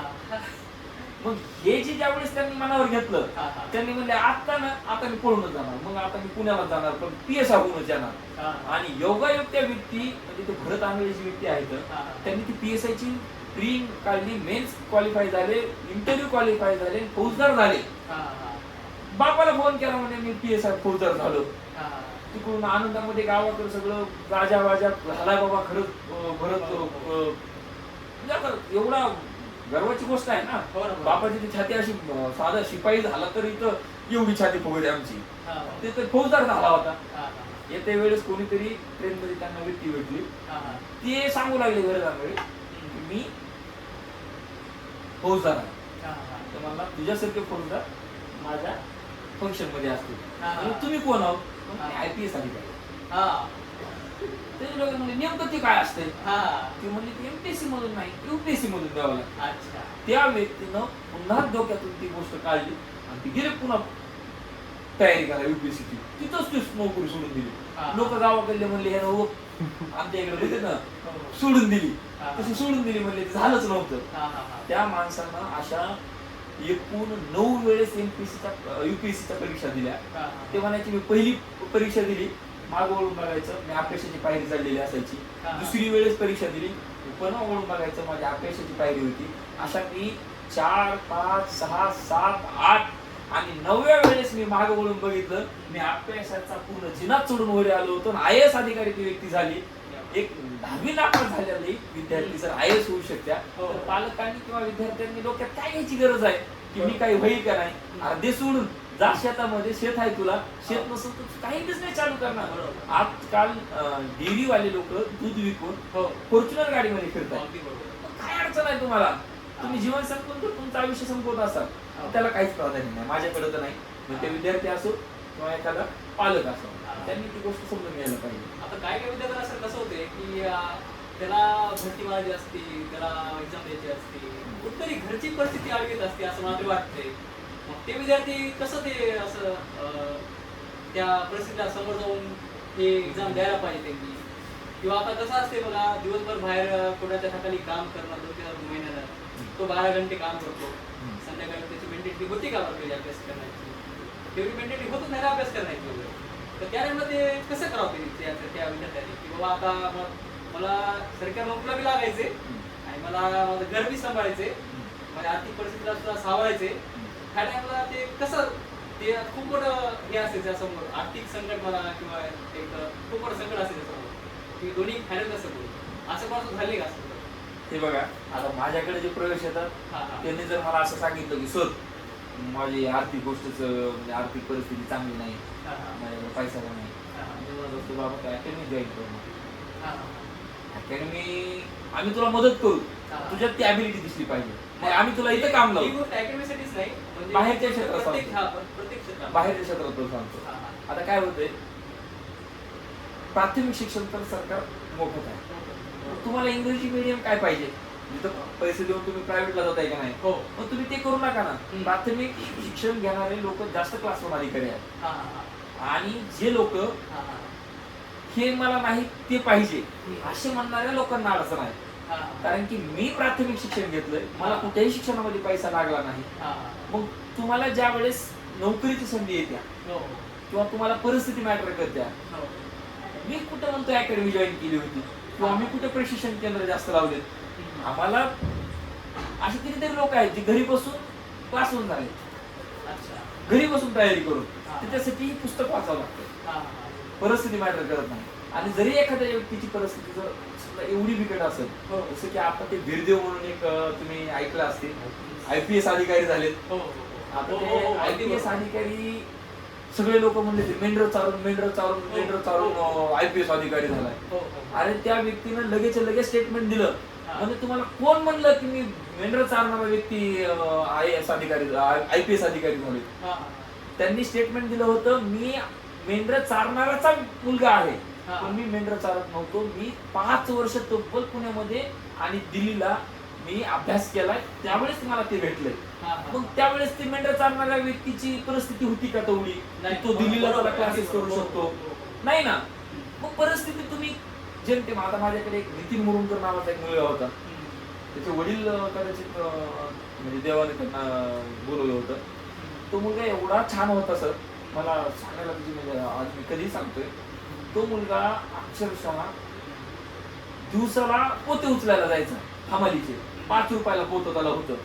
आणि अकॅडमीत येऊन दुसऱ्या दिवशी रनिंगला ग्राउंडला तो 4 मिनिट 27 सेकंदामध्ये मला 1600 मीटर टायमिंग द्यायचा. हा. मी त्या पोरला म्हणतो, तुझ्यासारखं पोर पळणार हे इथं नाही, हा. तो प्लेअर पाहिजे. हा. तर त्याचं स्वप्न होतं पण ते. हा. आणि त्याला अभ्यासात काहीच येत नव्हतं, मग पुस्तकच पाठ केलं होतं, गणित पाठ केलं होतं त्या पोरानं. हा. आणि तो इंडियन आर्मी मध्ये आहे बरं का. हा. त्याला मी थोडस मदत केली होती आर्थिक. हा. कारण की त्यानं ज्यावेळेस सांगितलं की मी 5 रुपयाला एक 100 पोते उचलून आलोय, त्यावेळेस माझ्या डोळ्यात पाणी आलं. म्हणलं एक पोरग 18 वर्षाचं पोरग एवढं मेहनत करू शकते आणि ते स्वतःसाठी एवढं टाइम देते. बरं ते बेस्ट होतं ना, त्याच्याकडे क्वालिटी होती, हो. म्हणून आपण त्याला मदत करू. हा. तुम्ही तुमची क्वालिटी दाखवा, तुम्हाला कोणीही मदत करायला बसला. बरोबर, बरोबर. तुमच्याकडे जर क्वालिटी असेल, तुम्ही एवढी हुशार असाल ना, तर आज तुम्हाला लोक शिक्षण द्यायला सगळं तयार आहेत. पण तुम्ही ते दाखवा ना. हो. तुम्ही परिस्थिती दाखवताय.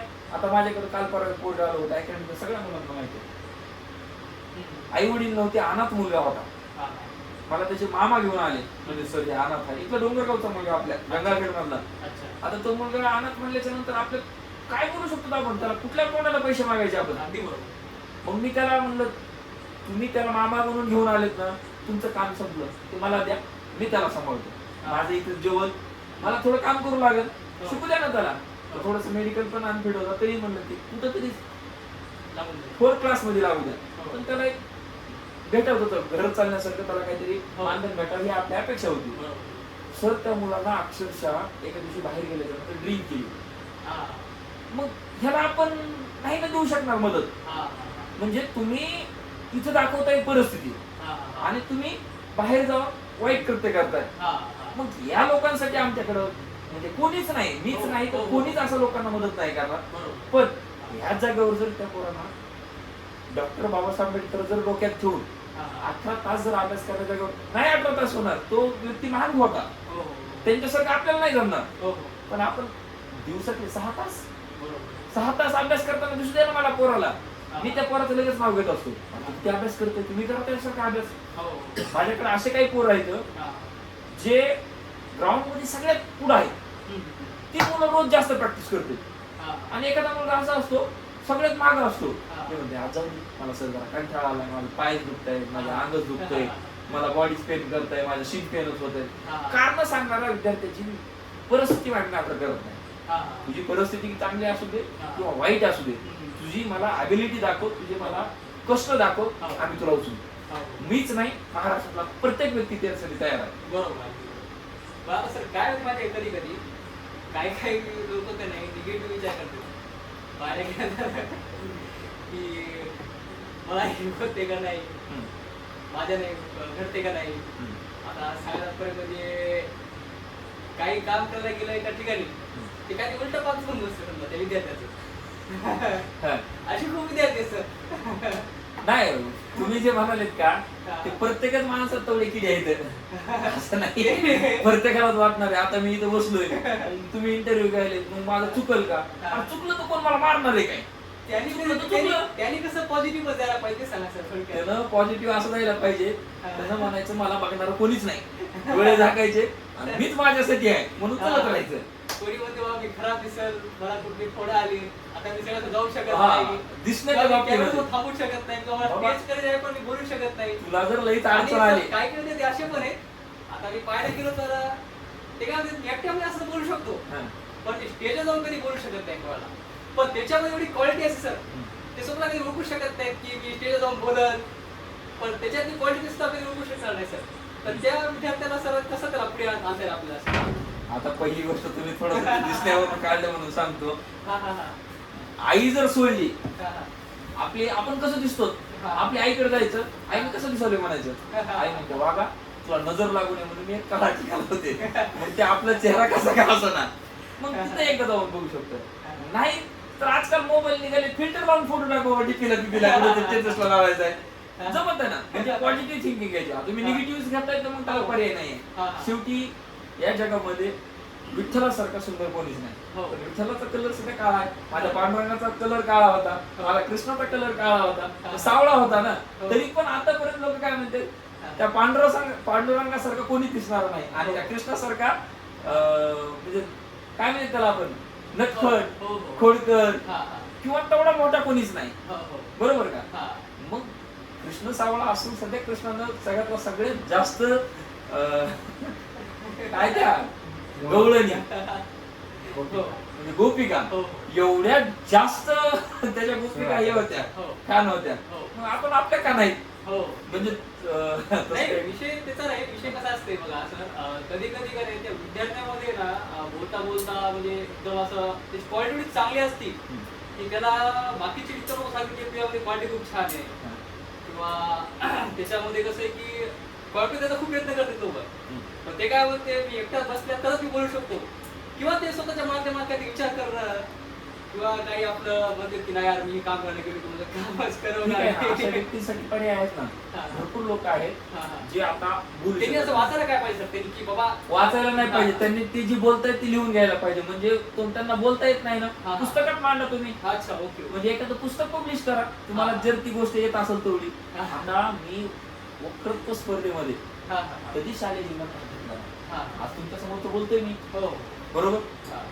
वक्तृत्व हा शब्द बोलता येईल का हीच भीती होती, म्हणून त्या वक्तृत्व स्पर्धेमध्ये भागच घेतला नाही. आणि आज 7,000 रुपये लोक देतात मला एक तासासाठी किंवा सर तुम्ही आमच्या मुलांना मार्गदर्शन करा, भरतीविषयी काहीतरी त्यांना मोटिवेशन द्या. पण ही गोष्ट कधी आली ज्यावेळेस मी हिंमत केली.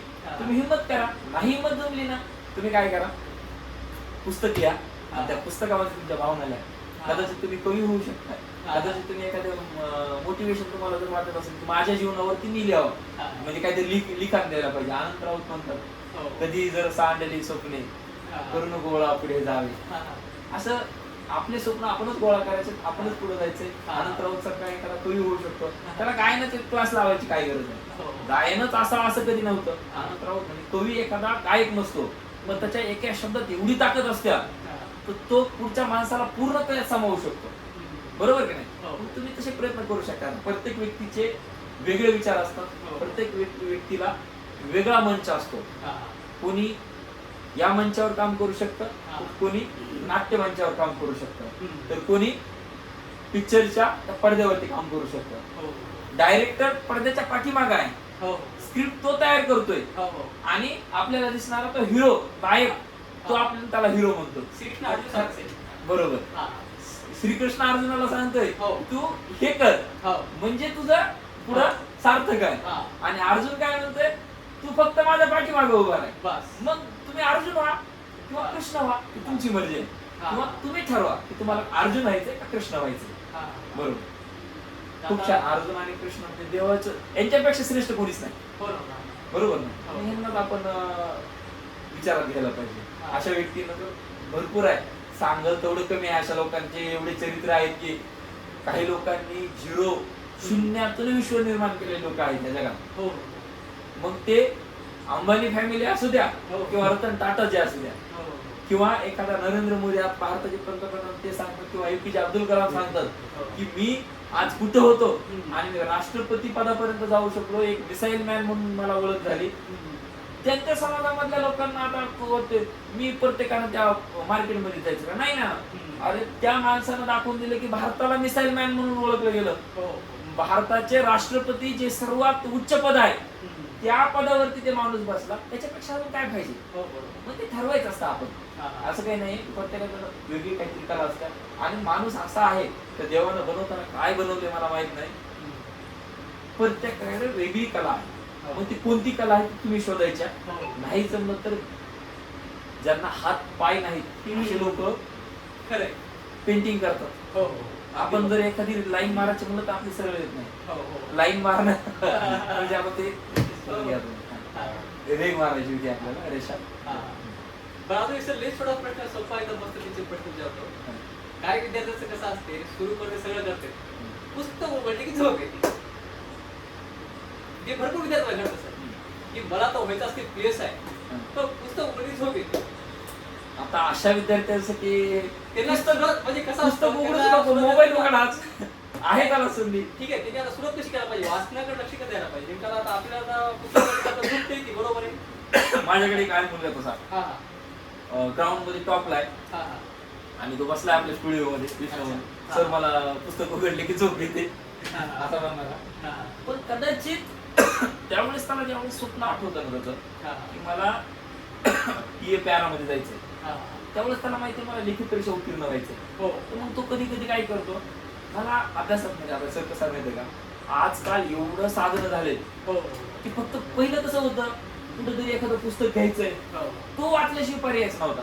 पण आज तुम्ही ऑडिओ स्वरूपात ऐकू शकता, हो. व्हिडिओ स्वरूपात बघू शकता. हो. म्हणजे आज लाईव्ह लेक्चर आहेत ना, हो ना. तुम्ही कसे जॉईन करा. हा. आपलं पहिलं प्रिफरन्स काय आहे हा. की बाबा आपल्याला ती गोष्ट समजली पाहिजे. हा. मग ती पुस्तकाच्या स्वरूपात असो हा. येतो तुम्हाला गोष्टीच्या स्वरूपात सांगो, आता तुम्ही बघितलेले असो, मग ती तुम्हाला पर्याय आहेत. हा. पण सुरुवात जर करायची असेल ना तर कोणी असो, आता मला पण पुस्तकाने म्हणलं ना, मी 10वीला मार्क कसे होते मला, हो. पण आज हे जे बोलतोय हे ह्याच्या जीवावरती बोलतोय आपण. पुस्तकात किंवा बरोबर. हो. आज आपल्याला हे जे माहिती आहे हा. हे ह्या पुस्तकाच्या जीवावरती आहे. हा. मग हे कधी आपण सुरुवात केली, कदाचित तुम्हाला काय करा, सुरुवातीला तुम्ही एखादी गोष्ट घ्या. हा. जसं आपल्याला आजी माझी सांगायची किंवा माझे आजोबा सांगायचे की एक गोष्ट सांगण्यामध्ये त्यांच्या खूप असं रहस्यमय असायचं. हा. पुढं काय ऐकायचं. पुढं काय. ऐकायचं. मग अशा गोष्टी ज्यावेळेस आपण वाचतो ना हा. तर त्यामध्ये रस निर्माण व्हायला लागतो. आता मला कधी कधी माझे खूप मित्र शिक्षक आहेत, मला म्हणायचे गणेश तू काय करत आहे, इंग्रजी शिकायच्या ना तर तू न्यूजपेपर वाचत जा इंग्रजीमध्ये, त्याच्यामध्ये ॲन इज द असे जे सोपे सोपे प्रश्न जास्त उल्लेख केलेला असतो, म्हणजे तुला सोपं जाईल. एकानं तुम्हाला असं सुचवलं, तू काय करत आहे म्हणजे इंग्रजीमध्ये ट्रान्सलेट केलेले पिक्चर हा. जे आपले बॉलिवूडचे असतात हो. ते ऐकत बघत जा. हा. आता मी ते पिक्चर लावला हा. की समजा एखादा मला हिंदीमध्ये बघितलेला चित्रपट आहे आणि तो मला इंग्रजीमध्ये बघायचा, हा. मी 10 मिनिटांमध्ये झोपी जातो. हा. ते इंग्रजी मधली भाषा हा. आहे, पण तेच हिंदी मध्ये बघितलं तर पूर्ण पिक्चर पर्यंत मला कळतच नाही की टाइम कधी निघून गेला. हो. हो. मग हे कसं आहे, तुम्हाला जिथं आवड आहे हा. तिथं तुम्हाला सवड आहे, हा. तुम्ही ते जॉईन करा, ते बघा. हा. असं करा. बरं सर, कसं आहे सर, आता माझं पण एकच सांगतो तुम्हाला हा. की मला कसं आता 10वीच्या वेळेस हा. की मी खूप कन्फ्युज होतो सर, मी हे करू का ते करू, ते करू का हे करू. मला ऍक्च्युली मला कळत नव्हतं मी काय करायचं काय नाही ते. आता हे प्रश्न डबल लागले माझ्याला सांगतो तुम्हाला वापस की मी कोणी म्हणायचं मित्र यायचा, तू काय करा चल सायन्सला, ते यायचा मित्र चल आपण इंजिनियर होता. प्रत्येकाचे वेगळे मत होते. हा. तर काही वेळेस असं झालेलं की मला काय करायचं हे मला ध्येय ठरता आलं नाही शेवटपर्यंत की मला व्हायचं काय ते. तर काय काही विद्यार्थी असे बी असतात की त्याला ध्येय ठरता येत नाही, नेमकं करायचं काय, कुणी जायचं कुठं, त्यांना ते एमच माहित नाही नेमकं जायचं कुठं असेल. बघा काय कसं असते जे जिथं लाट येते तिथं प्रवाह वाहत जाते, वेळ जाते, निघून वेळ गेला पुन्हा वाटते माणसाला की आपल्याला आता खूप वेळ वाया घातला आपण. बरं आता पुढच्या जीवनामध्ये सुद्धा इथं शिक्षण क्षेत्र झालं तर पुढे आपण थोडं सर्व सुद्धा पुढे जाऊया आपण आपलं लाईफ झालं पुढे बी कन्फ्युज काय असते की आता पुढे करायचं काय असंच चालू द्यायची जिंदगी आपली खायचं प्यायचं झोपायचं त्याच्या पुढे काहीच नाही आपल्याला असं वाटते. नाही. तर कन्फ्युजन होतेच असं सगळ्याला. प्रत्येकाला होत असं. हा. कदाचित आज तुम्ही इथं बसले, हो आज तुम्ही म्हणजे माझा इंटरव्ह्यू घेताय, हो त्याच्यामध्ये तुमचं यश तुम्हाला भेटून गेले, हो हो किंवा तुम्ही जे आज तुमचा प्रपंच चालवताय हो. ते तुम्हाला तिथून जिथं तुमचं घर चालवण्यासाठी तुम्हाला मोबदला भेटतोय हो. ते तुम्ही केलंय. हो पण कदाचित तुमचे स्वप्न जर दुसरे असले, हो. किंवा तुम्हाला वाटत होतं की कदाचित मी एखादा पोलीस ऑफिसर असायला पाहिजे होतं, मी एखादा IAS अधिकारी असायला पाहिजे होतं, हा. ते स्वप्न तुम्हाला साकारण्यासाठी मेहनत करावं लागणार आहे. हा. कदाचित प्रत्येक ह्या जगात जो वावरतोय, हो हो म्हणजे माणूस म्हणून आपण जन्माला ज्यावेळेस येतो हो हो त्यावेळेस आपल्याला देवानं ठरवून दिलंय, म्हणजे आमच्या 5वीला पुजले. हो हो मग कदाचित एखाद्या नशिबात असेल तर ते 5वीला पुजलेलं हा. की तो शेतीच करणार आहे. हो पण कित्येक लोक आज शेतीमधून व्यवसाय पुढे उभा करायलेत ना, हो बरोबर. ते त्यांचा प्रपंच भागवाचलेत ना. हो. असं नाही की थोडी तुम्हाला भेटलं नाही, हा. तुम्हाला भेटले तर त्याच्यात तुम्ही समाधानी आहे किंवा नाही हे तुम्ही ठरवायचे. अच्छा. मग तुम्हाला ध्येय ठरवता नाही आलं हा. तर तुम्ही समाधानी आहेत का बघा. हा. त्याच्यासाठी एक मी तुम्हाला छान एक गोष्ट सांगू शकतो, हा, हा. आणि ती तुम्हाला गोष्ट आवडेल पण. हो एकदा काय झालं, हा. पेरणीचे दिवस होते, आमच्याकडे पेरणी असत्या, हो म्हणजे आम्ही धान लावतो है का नाही. हा, हा. आणि एक व्यक्ती त्या शेतामध्ये पेरणीच्या दिवसामध्ये बास टाकून झोपला होता. हा, हा. आणि बास टाकून झोपल्याच्या नंतर पाऊस पडलेला होतं, पेरणीचे दिवस आहेत, सगळे शेजारी पाजारी आजूबाजूचे सगळे शेतकरी आले आणि पेरणीला सुरुवात केली. हो. आणि हे मात्र गडी मस्त फराकाट बाजूवर झोपलाय. हा, हा. लोकांना चांगलं देखवत नाही हो हो हो. आणि वाईट बी देखवत नाही. हो, हो, हो. लोकांना वाटलं अरे पेरणीचे दिवस आहेत आणि हा बाबा फराकात मध्ये झोपलाय. हा, हा. आता ह्या बाबाला कसं लोकांनी सांगावं, म्हणजे नेमकं काय झालं असेल. कदाचित एखाद्याला वाटलं असेल त्याला काही झालंय का, हा, हा. म्हणून या शेजार पाजारांनी विचार केला, म्हणजे त्याला जाऊन विचारावं लागलं हा, हा. तू का झोपलाय. ती सगळे शेजारी पाजारी त्याच्यापाशी गेले आणि त्या व्यक्तीला म्हणे काय बाबा, म्हणे तू झोपलास कस काय. हा, हा. ते म्हणला मग काय करू मी. हा, हा. अरे म्हणले पेरणीचे दिवस आहेत, पेरणी म्हणजे घरात थोडसा काहीतरी लावती दान पेर. हो ना. म्हणे मग काय करू. हा, हा. ते म्हणला मग काय करू म्हणजे, अरे तू पेर धान उगवल. हा, हा. तू म्हणजे धान उगवल्यास काय करू. हा, हा. अरे म्हणले ते धानाला तू जोपास, हम्म. ते मोठे होईल. हो. म्हणजे मोठं झाल्यास काय होईल. हम्म. म्हणजे अरे ती मोठे झाल्याच्या नंतर त्याला कणीस येईल, हो. किंवा ते ज्वारी असेल, गहू असतील, काय हो. ते पीक येईल ना तुला, हम्म. ती गोळा कर. हा, म्हणजे गोळा करून काय करू. हा. अरे म्हणले ते तू जमा करून मार्केटमध्ये घेऊन जाय. हा, हा. मार्केटमध्ये घेऊन गेल्यास काय करायचं. अरे म्हणले ते विक आणि त्याचे पैसे घे. हा, हा. पैसे घेऊन काय करू. हा, हा, हा. ती व्यक्ती म्हणजे पैसे घेऊन काय करू म्हणजे, अरे तुला मग त्या चैनीच्या गोष्टी म्हण किंवा मार्केटमधून तू काय तुला विकत आराम आहे. करण्याच्या गोष्टी घेऊन ये ना. हा, हा. ते म्हणते मग काय करणार आहे. म्हणजे अरे तू आराम करशील त्या आयुष्यभर, मग मी आता काय करावं. आरामच करायला की. म्हणजे काही लोकांची मानसिकता अशी आहे हा, हा, हा. की मी, अरे बाबा त्या आयुष्यामध्ये ह्या आयुष्यामध्ये जगण्यामध्ये भरपूर फरक आहे ना. हा, हा, हा. एखादा क्लास 1 अधिकारी एखाद्या लालदिव्याच्या गाडीमध्ये फिरतो, हो. आणि तुम्ही तीच मोटरसायकल किंवा तुम्हाला ती सायकलच घेणं झाली नाही. हो. आयुष्याबद्दल फरक आहे ना तुमच्या बरोबर. जगण्यामध्ये, हा. ते तुम्ही बघा ना. हा, हा, हा. मग तुम्हाला जर ठरवलंच तुम्ही हा. की मला शेवटी बैलगाडीतच जायचंय, हा. काही अडचण नाही. बैलगाडीसारखी पहिली कोणती गाडी होती, बैलगाडीच होती ना. हो, हो, हो. मस्त त्याला घुंगर लावायचे, बैलाच्या शिंगाला वरी, हा, हा, हा. चला निघाले शेताकडे, काही अडचण नाही. अगदी पण बरोबर. लाल दिव्याच्या गाडीमधला हवा वेगळीच आहे ना. हो ना. डॉक्टर बाबासाहेब आंबेडकरांचं गाणं आहे, आहे पुण्याचं योगदान लाल दिव्याच्या गाडीला. म्हणजे लाल दिव्याच्या गाडीसाठी मेहनत भरपूर करावं लागते. हो. तुमचे प्रयत्न तुमच्या प्रत्येकाचे वेगवेगळे आहेत. हो, हो, हो. तर सरनं खूप चांगल्या पद्धतीमध्ये आपल्याला त्यांनी आज जे सांगितलं आपल्याला खूप इन्स्पायर होतं. आणि